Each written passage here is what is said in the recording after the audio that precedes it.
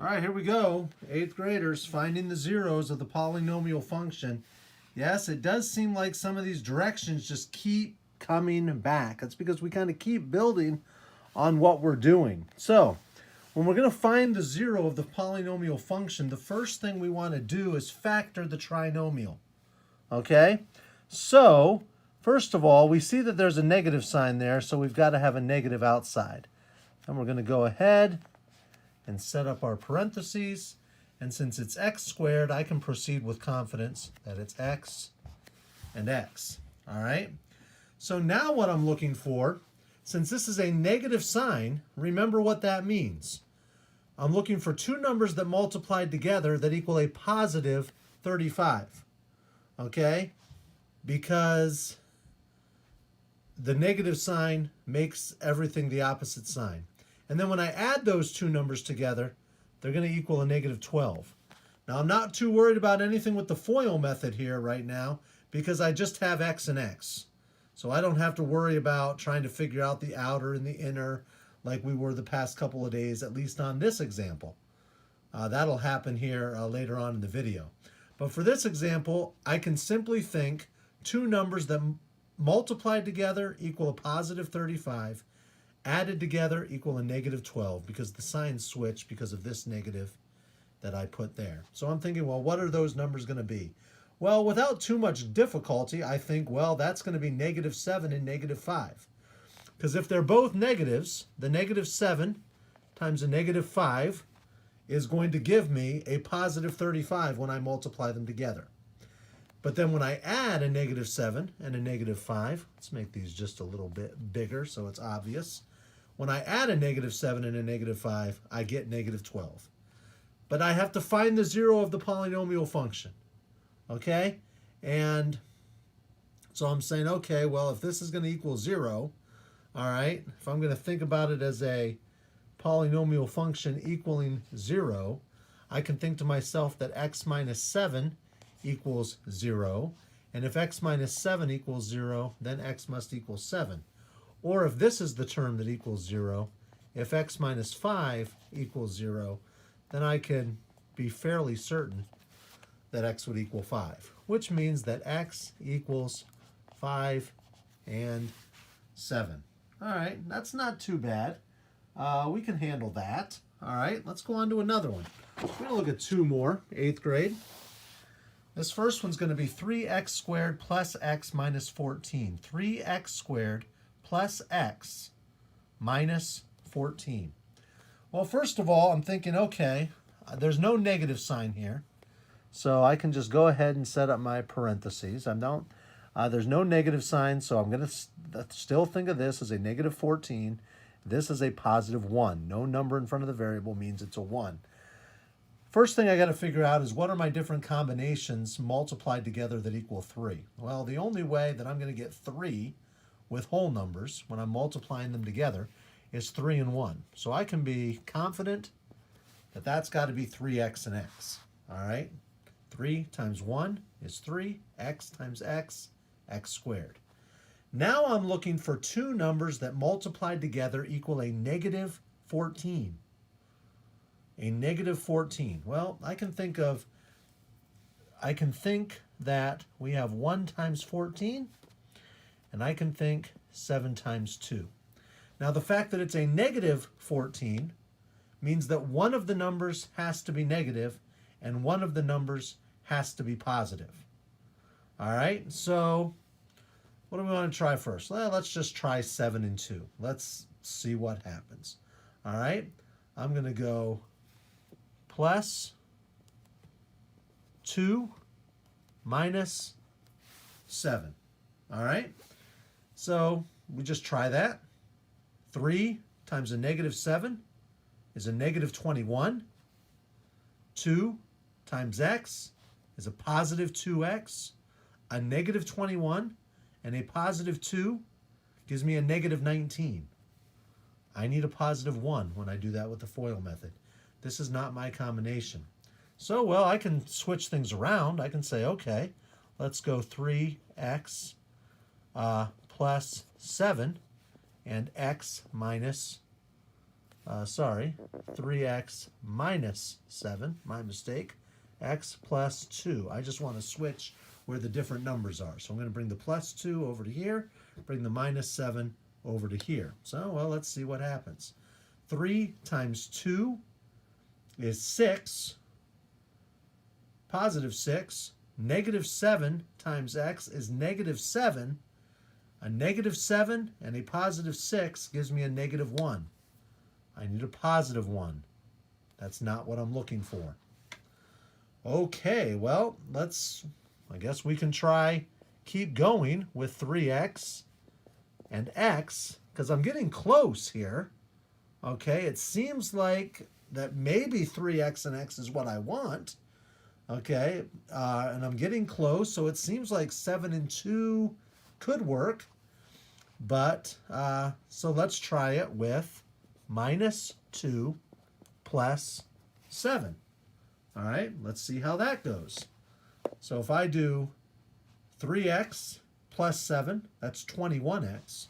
Negative 2 minus x is a negative 2x. When I combine a positive 21 and a negative 2, I get positive 19. I need positive 1. Still not quite working. Well, let's switch the places. Let's go 3x plus 7. Let's do x minus 2. See how that works. 3x times a negative 2 gives me a negative 6. Positive 7 times x gives me a positive 7x. When I combine a positive 7 and a negative 6, I get a positive 1. This is the solution that I'm looking for. But we don't stop here. Okay? On previous assignments, when we were just factoring trinomials, we would stop here. We were now done. But today's directions tell us to find the zeros of the polynomial, which means that I have to think about that as a multiplication problem equaling 0. And of course, as we've talked about many times over these past several videos, for a multiplication problem to equal 0, one of the numbers in the multiplication problem has to equal 0. Which means that one possibility is that 3x plus 7 equals 0.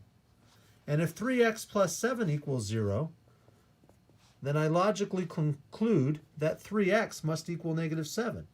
And if 3x equals negative 7, then x must equal negative 7 over 3.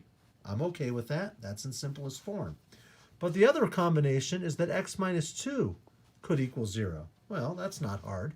If x minus 2 equals 0, x is going to equal 2, which means that x can equal negative 7 over 3, and x can equal 2. That's my final answer. All right, well, let's take a look at one more 8th grade just to make sure we are feeling good about life. All right, and we're going to say, okay, we're going to say that the function of x, all right, we didn't have this in the other, sorry about that. We didn't have this in the other ones, but it doesn't change what we do. You'll see this on your worksheet.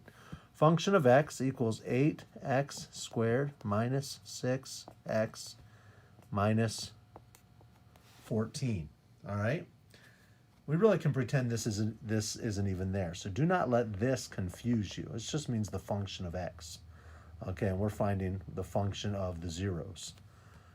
First, I'm going to think about 8x. Well, the problem with 8x is there's multiple combinations that can equal 8. Okay, one of the combinations is 8 times 1. The other combination that I can think of is 4 times 2. All right, so once again, I have not looked at the answer, but we're going to start with 4x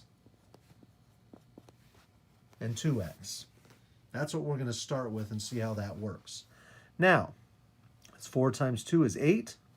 X times x, x squared. I get the 8x squared. Now remember what I'm looking for. I'm looking for two numbers that multiplied together equal a negative 14. Okay, well, so I'm dealing with 14. So once again, I think this may sound familiar actually. 14 times 1, 7 times 2. That's the two ways that I can get 14. 14 times 1, 7 times 2. But it needs to be a negative 14, so one of the terms has to be negative and one of them has to be positive. Well, let's try negative 2, positive 7. Let's just see what happens. All right. Well, 4 times a positive 7 is a positive 28. Negative 2 times 2 is a negative 4. Positive 28 and a negative 4 is a positive 24. I need negative 6. All right, let's switch the places. Let's go 4x and 2x again. Let's put plus 7 over here. Let's put minus 2 over here.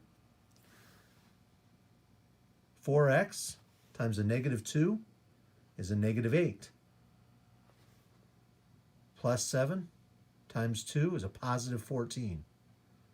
When I combine a negative 8 and a positive 14, I get a positive 6. I need a negative 6. Something has to click in the brain, 8th grade, at this point. Let me say that again. When I did 4x and negative 2, I got negative 8. When I multiply 7 and 2x, that gives me a positive 14x. Combining a positive 14 and a negative 8 gives me a positive 6. But I need the opposite. I need negative 6. That tells me that maybe I just need the opposite numbers of what's here. That I'm going to try 4x minus 7, 2x plus 2, because my negative 7 and positive 2 still give me my negative 14. But if I do 4x times 2, that gives me a positive 8x. If I do negative 7 times 2x, that gives me a negative 14x. When I combine a positive 8x and a negative 14x, I get a negative 6x. This is the answer I'm looking for. But you're not done. Remember, because we are finding the zeros of the polynomial function. So now that we have the right factoring, we make it equal 0. And of course, as always, for a multiplication problem, which is what two sets of parentheses next to each other are, for a multiplication problem to equal 0, one of these terms has to be 0, which means that 4x minus 7 could equal 0. And if 4x minus 7 equals 0, then 4x is going to equal 7. If 4x equals 7, then x is going to equal 7 over 4. I can leave that as an improper fraction because it's in simplest form. But the other possibility is that 2x plus 2 is going to equal 0. And if 2x plus 2 equals 0, then 2x is going to equal negative 2. And if 2x equals negative 2, then x is going to equal negative 2 over 2, which is just negative 1.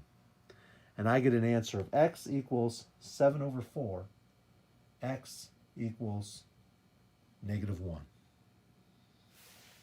I'll even write that here just for good measure. All right, grade 8, we will work on this assignment in class. Talk to you later. Bye.